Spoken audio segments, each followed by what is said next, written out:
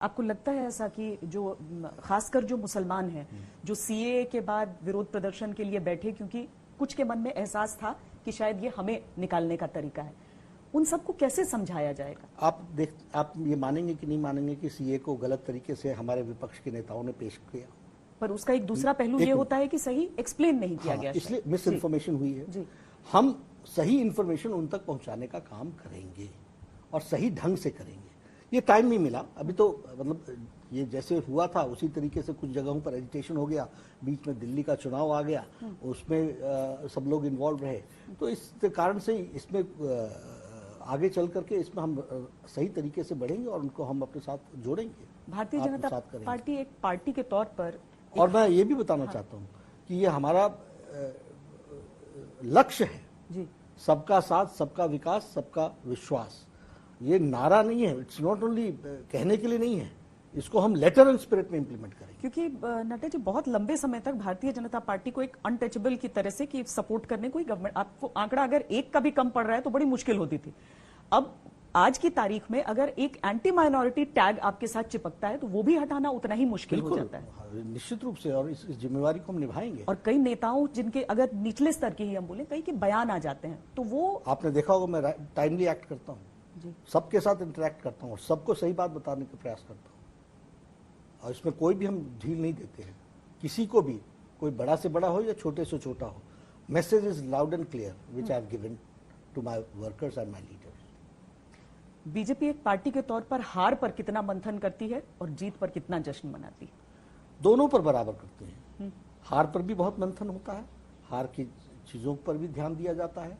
उसके लिए इसमें एक बात जरूर होती है, हार होने के बाद कुछ होती है शॉर्ट टर्म स्ट्रैटेजीज, कुछ होती है long term strategies. Long term strategy का कोई ऑल्टरनेटिव नहीं होता, कोई पर्याय नहीं होता, वो आपको टाइम उसमें लगता ही लगता है, उस टाइम का इंतजार करना पड़ता है। लेकिन हम सब स्ट्रैटेजी बना करके ही चलते हैं और सबका मंथन करते हैं।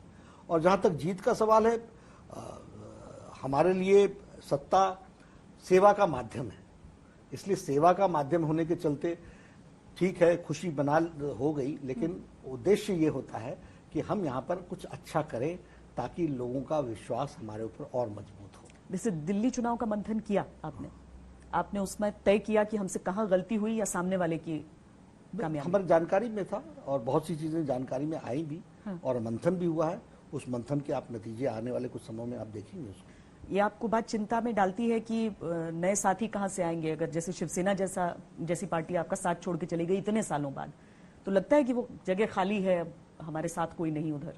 नहीं, ऐसा कुछ नहीं, हम तुरंत इसको रेक्टिफाई करते हैं। आज भारतीय जनता पार्टी महाराष्ट्र में अकेली चल पड़ी है, और आप देखिएगा रास्ता महाराष्ट्र में भारतीय जनता पार्टी का एक तरफा होगा। वेट करना हमको पड़ेगा, लेकिन लोग हमारे साथ जुड़ेंगे। पर ऐसा कुछ अकेले चलने का प्लान बिहार के लिए तो नहीं है? नहीं, बिहार में मैं आपको एक बात बड़े स्पष्ट शब्दों में कहूं, एनडीए का गठबंधन मजबूत है। नीतीश कुमार जी के नेतृत्व में हम चुनाव में जा रहे हैं, पूरी ताकत के साथ, पूरी शिद्दत के साथ, और बिहार की जनता का आशीर्वाद हमें मिलेगा, ऐसा विश्वास है। अच्छा, विपक्षी दल ये आरोप लगाते हैं कि बीजेपी में चाहे प्रेसिडेंट जो भी हो, चल रही है सिर्फ प्रधानमंत्री नरेंद्र मोदी की और अमित शाह की। ये सच है? देखिए, मैं फिर आपको बताता हूं, ये सब वो लोग कहते हैं जिनको भारतीय जनता पार्टी को समझने का या तो मौका नहीं मिला, या समझने की इच्छा नहीं है, या उनकी जानकारियां सीमित है। One of the most democratic party, एक प्रधानमंत्री जी अपने सभी मंत्रियों से पूछते हैं बताओ नेक्स्ट क्या करना चाहिए। हमारे प्रधानमंत्री जी और हमारे बाकी सब लोग आगे क्या क्या रास्ता लेना चाहिए, सबकी चर्चाएं होने के बाद किसी निर्णय पर पहुंचते हैं। इतने बड़ा डेमोक्रेसी, सबसे चर्चा होती है? है? निश्चित रूप से सबसे चर्चा होती है, सबसे पूछा जाता है। अभी यहाँ पर मैं लगभग 7 मंत्रियों के साथ बैठ चुका हूँ, और अभी कल के अंदर लगभग 21 मंत्रियों के साथ कहा तो ऐसे जाता है जो 21 ministers are going to sit day after tomorrow with me.